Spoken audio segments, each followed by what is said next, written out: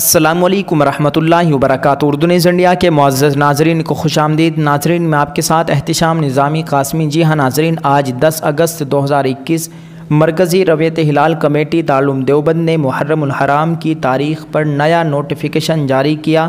جانے کب ہے محرم؟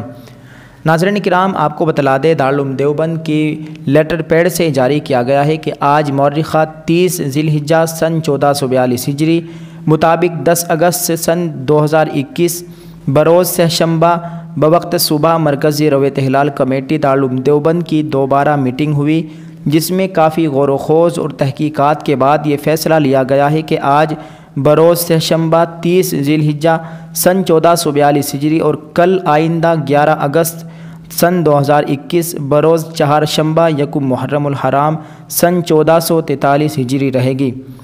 ناظرین کرام، آپ سے گزارش ہے کہ آپ اس خبر کے متعلق اپنی رائے رکھتے ہیں کمنٹ باکس میں ضرور بتلائیں اور اس کو زیادہ سے زیادہ شیئر کریں، کیونکہ لوگ تشویش میں مبتلا ہیں کہ کچھ لوگ کہہ رہے ہیں کہ آج 30 ذی الحجہ ہے اور کچھ لوگ یہ کہہ رہے ہیں کہ آج یکم محرم الحرام ہے۔